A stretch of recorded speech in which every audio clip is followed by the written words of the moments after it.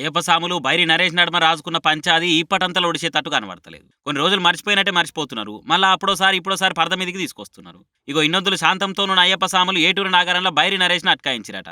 భారత నాస్తిక సమాజం తరపున విజయ్ దివాస్ ప్రోగ్రాంకు ఏటూరు నాగారం పోయినట బైరి నరేష్. ప్రోగ్రామ్ వచ్చేసి వై జంక్షన్ దగ్గరున్న బీఆర్ఎస్ ఫంక్షన్ హాల్ల.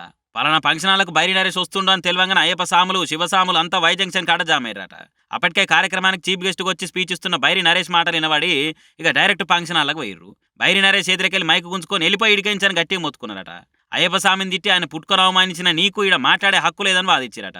ఇక ఇది అయ్యే ముచ్చట్లెక్క కనబడతలేని స్టేజ్ దిగి కారెక్కినట బైరి నరేష్ తారు. వెళ్ళిపో అని అయ్యప్ప స్వాములు ఎంబడిస్తే బైరి నరేష్ పోతున్న కారు స్పీడ్ పెరిగిందట. ఆ స్పీడ్ల పాపం కోమరంభీం నగర్ కాడ యాక్సిడెంట్ అయి పోగు నరసింహరావు అయ్యప్ప స్వామి కాలుకు దెబ్బ తగిలిందట. అయ్యో ఒడుస్తలేదు కదా వీళ్ళ పంచాది. అప్పుడు ఎప్పుడో రేగిన ఈ సిచ్చు ఇంకా రాసుకుంటూనే ఉంది. చినికి గాలివానే బైరి నరేష్ ఓసారి జైలు కూడా పోవాల్సి వచ్చింది. ఇక అయిపోయింది అనుకుంటుంటే ఇక మళ్ళీ పరాగి రాసుకున్నది. చూడాలి మరి ఈడికే ఫుల్ స్టాప్ పడుతుందా లేక డైలీ సీరియల్ లెక్క సాగుతూనే ఉంటుందా అని.